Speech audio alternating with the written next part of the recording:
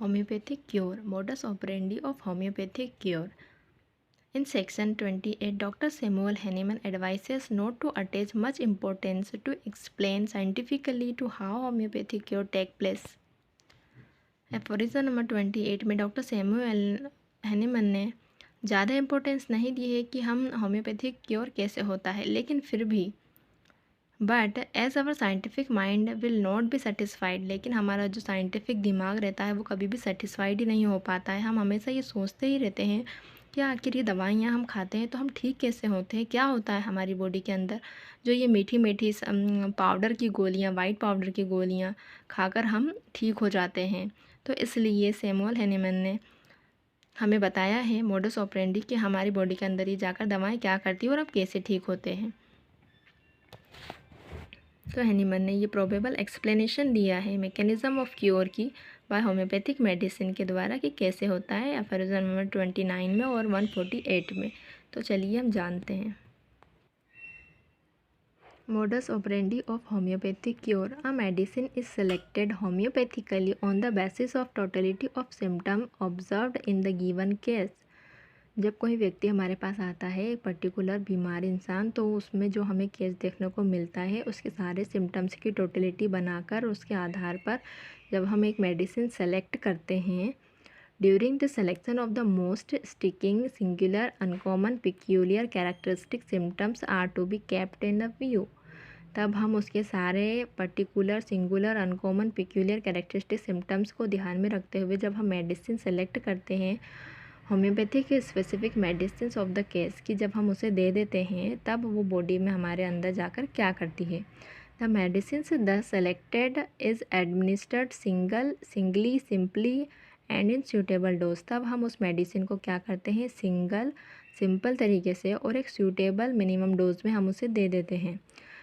Acts dynamically on the morbidly dearranged vital force of the individual through the faculty of the sentient nerve। तब वो medicines हमारी body के अंदर जो पहले से डीअरेंज्ड पड़ा हुआ है, मॉर्बिडली डीअरेंज्ड वाइटल फोर्स पड़ा है, उसके ऊपर सेंटिएंटल नर्व के थ्रू जाकर डायनेमिकली एक्ट करती है। Produce a similar artificial disease attacking chiefly the same diseased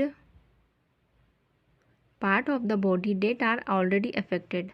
तब वो मेडिसिन क्या करती है, एक आर्टिफिशियल सिमिलर डिसीज़ प्रोड्यूस करती है, उसी हमारी बॉडी के डिसीज्ड पार्ट पर अटैक करके एक वैसा का वैसा ही सिमिलर डिसीज़ पैदा कर देती है।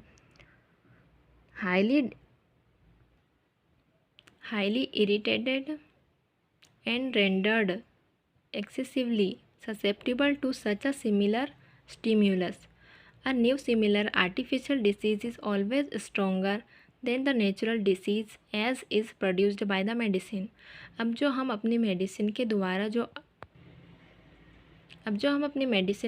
जो आर्टिफिशियल डिसीज़ प्रोड्यूस कर रहे हैं, वो जो रहता है हमेशा स्ट्रोंगर रहता है देन द नेचुरल डिसीज़ के मुकाबले वो हमेशा ताकतवर रहता है।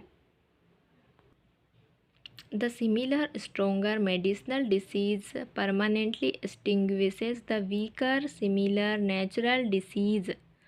अब क्या होता है, जो डिसीज़ स्ट्रोंगर मेडिसिनल जो हम बॉडी में प्रोड्यूस करते हैं दवाइयों के थ्रू, वो क्या करता है, हमारी बॉडी के अंदर जाकर हमेशा के लिए वो नेचुरल डिसीज़ को ख़त्म कर देता है, उसे भगा देता है। Henceforth the vital force is no longer suffer from the natural disease। इस तरीके से हमारा जो वाइटल फोर्स रहता है वो नेचुरल डिसीज़ से सफ़र नहीं कर पाता और उसे भगा देता है। The vital force is now merely medicinally deceased.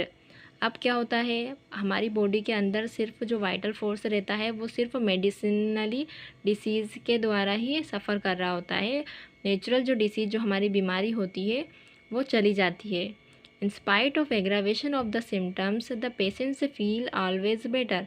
अब क्या होता है कि हमें इससे परेशानी नहीं होती है, मेडिसिनल जो डिसीज़ हमारी बॉडी के अंदर प्रोड्यूस होता है उससे हमारी तबीयत ठीक हो जाती है, हम अच्छा महसूस करते हैं, हमें कोई तकलीफ़ नहीं होती है। This is called homeopathic aggravation, और हम इसे होम्योपैथिक एग्रावेशन भी कह सकते हैं। The stronger similar medicinal disease is removed in 2 ways. अब क्या होता है, जो हमारी बॉडी के अंदर स्ट्रोंगर सिमिलर जो मेडिसिन डिसीज़ जो हमने दवाई देकर प्रोड्यूस करा है, वो हमारी बॉडी के अंदर से 2 तरीके से खुद ब खुद बाहर निकल जाता है। नंबर 1, एक तो secondary curative action of the vital force खुद ही उसे धीरे धीरे करके बाहर निकाल देता है। Number 2, medicinal disease gradually become weaker and weaker due to, जो मेडिसिनल डिसीज़ रहता है वो धीरे धीरे कमज़ोर होता रहता है। वो क्यों कमज़ोर होता है?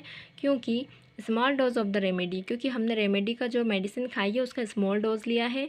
Shorter and fix duration of the action of the medicine, और हर एक मेडिसिन जो हम लेते हैं उसका फिक्स ड्यूरेशन और एक्शन रहता है। इसका मतलब होता है कि वो थोड़ा टाइम तक उसका असर रहता है, फिर वो अपने आप मेडिसिन का असर कम हो जाता है। Then the vital force is free from both natural and artificial medicinal disease. इस तरीके से हमारा वाइटल फोर्स, हमारी जो बॉडी रहती है उसके अंदर ना ही नेचुरल डिसीज़ रहता है और ना ही आर्टिफिशियल मेडिसिनल डिसीज़ रहता है। Being free from all diseases, the vital force is enable to carry on healthy the vital operation of the organism. इस तरीके से जो हमारा वाइटल फोर्स है वो डिसीज़ से फ्री हो जाता है और वो फिर उसके जो डेली के काम रहते हैं ऑर्गेनिज्म हमारे पूरी बॉडी को चलाने के, वो करने लग जाता है। दस perfect health is restored permanently. इस तरीके से हमारी परफेक्ट जो हेल्थ रहती है वो हमेशा के लिए वापस आ जाती है। तो फ्रेंड्स, ये हुआ, हमने जाना आज मोडस ऑपरेंडी कि हमारी होम्योपैथिक दवाएं अंदर जाकर क्या करती हैं, कैसे ठीक करती हैं। आई होप आपको ये टॉपिक पसंद आया होगा। Thank you for watching.